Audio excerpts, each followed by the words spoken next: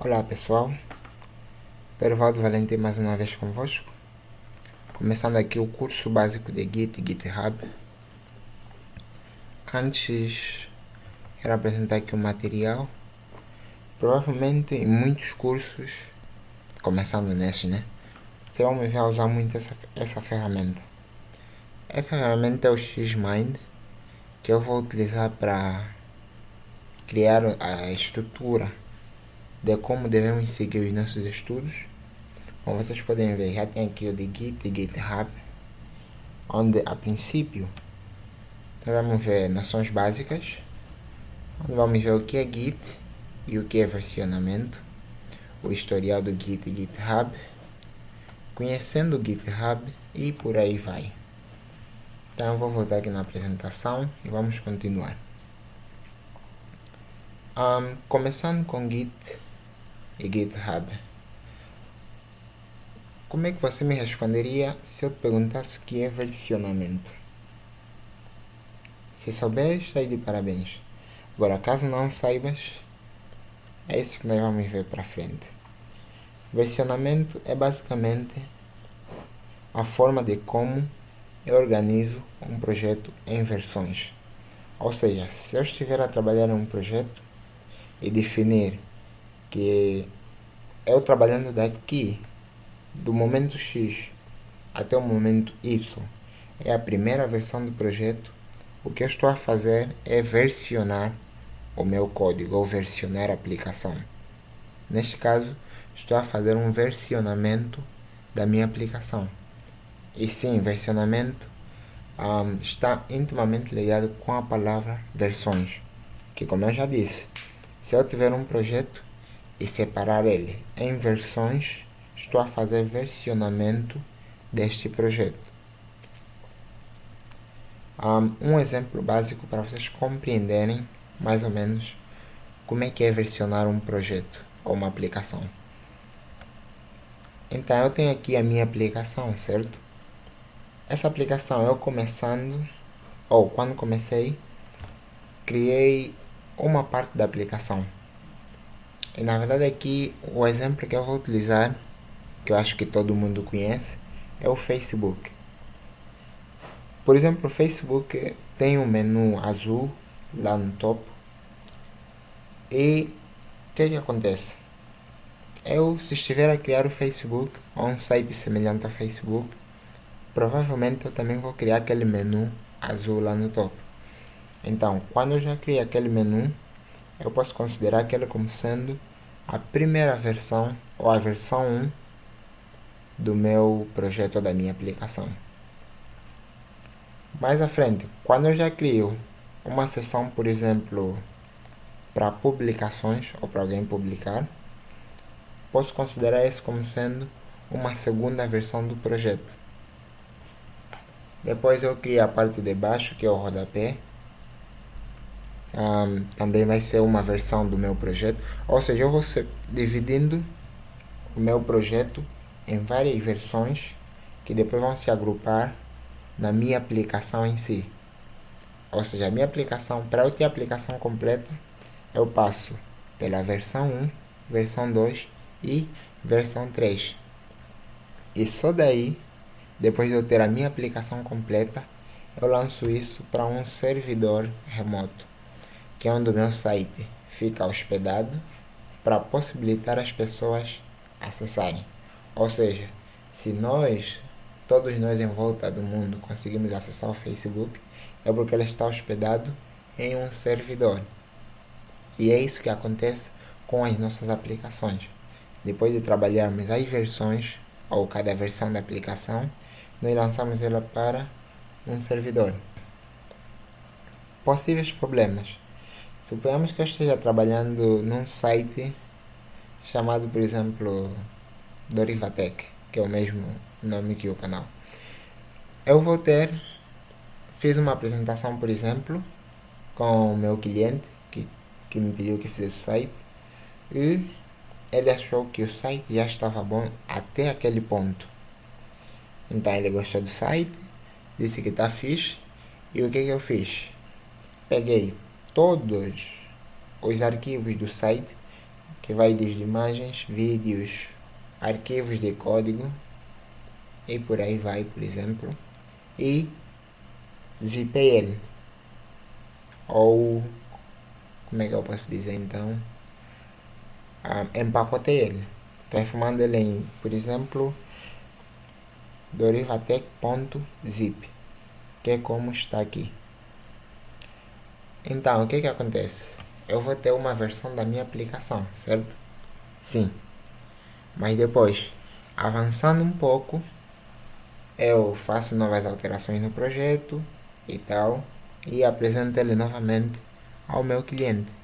Daí o cliente analisa novamente e diz que até aquele ponto a aplicação está boa, está no bom caminho, mas que ainda existiam alterações para fazer. Então o que eu faço? Empacoto novamente a nova versão, que pode ser, por exemplo, Dorivatec versão 2, v2.zip, foi empacotado e continuo trabalhando para melhorar a versão 2. Daí eu avanço novamente, dou novos avanços, apresento novamente ao cliente, o cliente diz que ainda tem coisas para fazer e eu crio a versão 3. E esse ciclo vai se repetindo várias e várias vezes. Confesso que já aconteceu comigo. Do tipo, eu tinha o projeto, mas estava sempre a. Cada vez que eu mudo alguma coisa no projeto, eu empacoto ele e guardo. Chegou até um tempo em que eu comecei a usar data, por exemplo, que seria a Dorivatec, dia 12 de março de 2020, que foi a última alteração que eu fiz, por exemplo, e por aí vai. Só que existem momentos em que você pensa, essa é a versão final do projeto. Então, você empacota ele ou apresenta para o teu cliente e empacota ele como sendo versão final. Mas daí o que acontece? O teu cliente vai para casa, dá uma olhada no site novamente e depois de 1 ou 2 dias ele vem ter contigo e diz o seguinte: eu analisei o site, a fiz, mas eu gostaria que mudasse só uma pequena coisa e tal. Daí você, praticamente a tua versão final passa a ser a versão final 1 e surge uma versão final 2, que você podia muito bem colocar data e tal.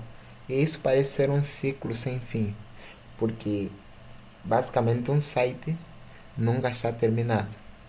Vai existir sempre aquela cena do cliente vir te pedir para fazer, ainda que seja uma pequena alteração.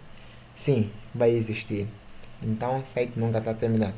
E você vê que basicamente você vai ocupando o espaço do teu computador ou do servidor com todos esses projetos. Porque a cada projeto ou cada versão que você faz, você salva o teu projeto completo. Então, se aqui na versão 1 eu tinha alguns arquivos, na versão 2 eu vou ter os mesmos arquivos, provavelmente, já vai ser 2 vezes o meu projeto. Só que a versão 2 também vai trazer os seus próprios arquivos.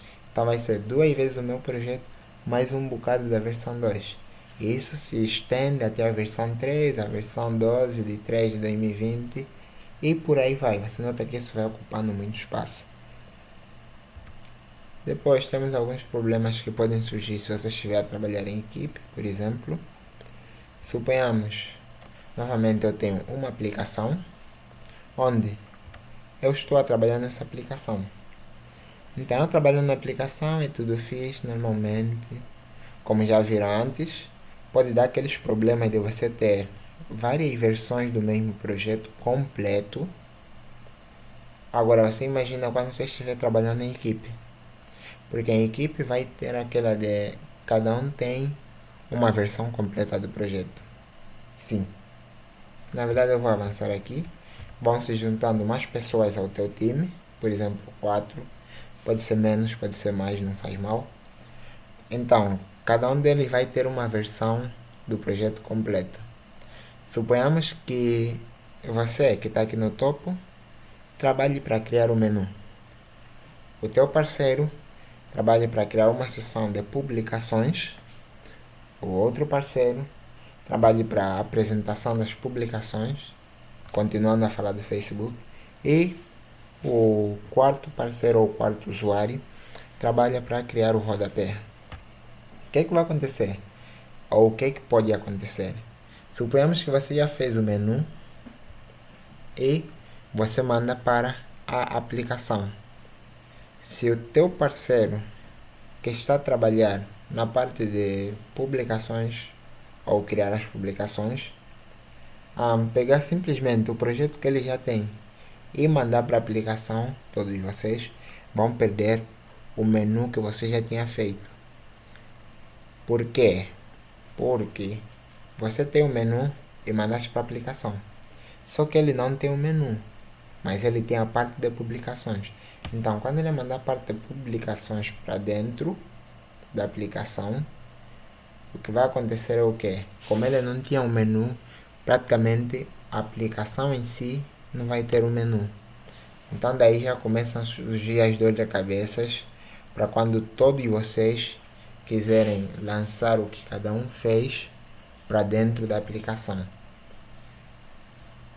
Praticamente eu nem vejo como é que é possível tantas pessoas trabalharem, ou duas talvez, se forem bem organizados e tal, mas 3, 4 para cima, acho que é muito difícil trabalhar em equipe sem pelo menos um versionador de códigos, que é o que nós vamos ver mais para frente, o que é e para que serve. Então, isso aqui são problemas básicos que surgiram ou que existiram lá no passado. Atualmente existem, mas para pessoas que ainda não conhecem versionadores de código, que eu acho que é muito raro acontecer. Para isso é que foram criados versionadores de código. E um deles é o Git. Existem aplicações mais antigas que eram utilizadas, ou ainda são utilizadas, nem tanto, né, mas ainda são utilizadas como versionadores de códigos. Por exemplo, tem o ClearCase, tem CVS, SVN, que na verdade ainda é muito utilizado em empresas. Esses são exemplos de versionadores de código mais antigos. Agora, da atualidade, mais recentes, temos aí, por exemplo, o Mercurial e o próprio Git, que é o que nós vamos ver aqui. Então, o que é o Git? O Git é um software utilizado para versionamento de código. Como eu já disse antes, foram criados para versionar códigos. Embora seja usado via terminal, para vocês que estão a começar agora, provavelmente nunca tiveram contato com o terminal. Então, antes de nós falarmos do Git verdadeiramente, nós vamos ter uma aula só para ver alguns comandos básicos ou como é que funciona o terminal. Ok, como eu ia dizendo, para além de ele trabalhar com terminal, ele também trabalha com Graphic User Interface, que é o GUI que vocês estão a ver aqui dentro de parênteses. O que significa? Interface de usuário gráfico. É aquela que você tem uma visão gráfica de ou uma forma gráfica de trabalhar com Git, se assim eu posso dizer. Ok, o Git foi criado em 2005 por Linus Torvalds, que é o pai e o criador do sistema operacional Linux. Ok, um exemplo, ou isso aqui na verdade vai ser um exemplo daquela aplicação que nós vimos antes, que simplesmente você tinha inversões e você sobe para um servidor remoto, mas dessa vez já com o Git, há um versionador de códigos lá dentro. Então, quando eu começo a criar uma aplicação, automaticamente eu transformo ela em um repositório. Mas como é que eu faço isso? Calma, vai ver ao longo das aulas como é que eu faço para transformar uma aplicação em um repositório. Mas nesse momento, o que acontece? Uma aplicação que eu estou a criar é um repositório. Sim. Esse repositório vai ter o versionador de códigos trabalhando lá e vocês vão ver como é que funciona essa cena por completo. Ok, como lá você vai ter as tuas versões do código. Sim. Só que aqui as versões não são como lá. Porque lá você, para ter uma versão, tens uma versão feita, você empacota aquilo, trabalha. Tens uma segunda versão, empacota novamente. Só que aqui não. Aqui é possível você ter apenas um projeto e com o versionador de código você pode voltar em um momento em que o projeto estava na versão X, Y ou Z, por exemplo. E existe também o conceito de commits, que é o que? É uma mensagem que você coloca para cada versão do projeto. Suponhamos, eu trabalhei no menu, terminei o menu, eu posso criar um commit, que como eu já disse é uma mensagem, e esse commit vai ser do tipo, terminei de criar o menu. Daí o que acontece?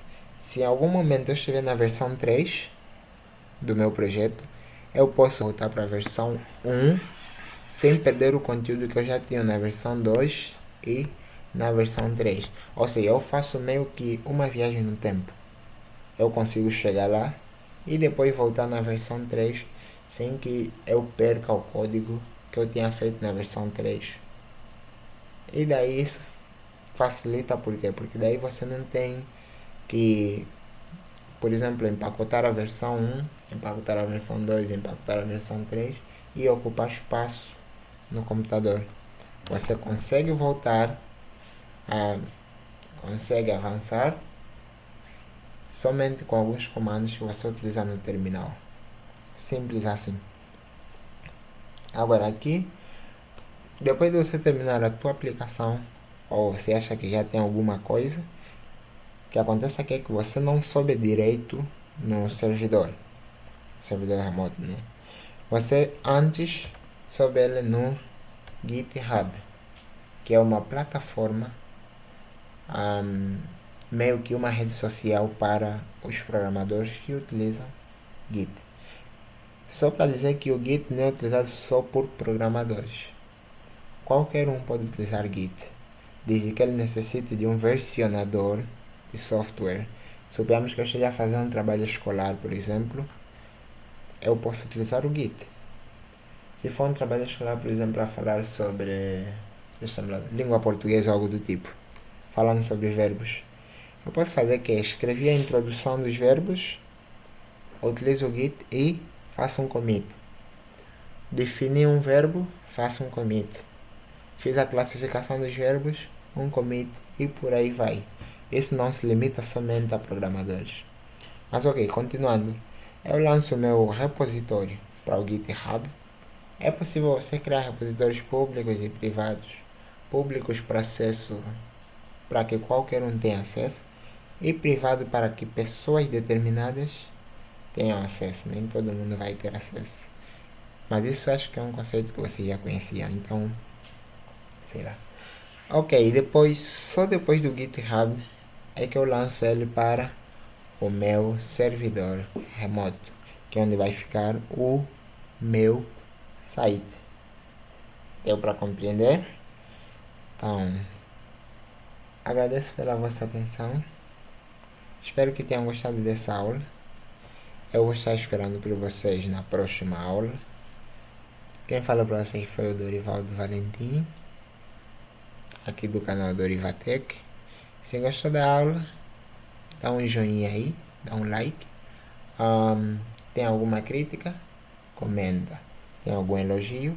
Comenta, que daí eu vou saber onde é que está bom e onde é que está errado e vou poder melhorar para facilitar. O Git tornou-se um elemento essencial ou obrigatório para qualquer programador. Então, por isso é que eu estou a passar aqui primeiro o curso do Git. Não só por isso, mas também porque os outros cursos que nós fizermos, eu vou utilizar o Git. Então, eu preciso que vocês tenham conhecimento de Git para facilitar os estudos. Então, vemo-nos na próxima aula. Conto convosco. Adeus.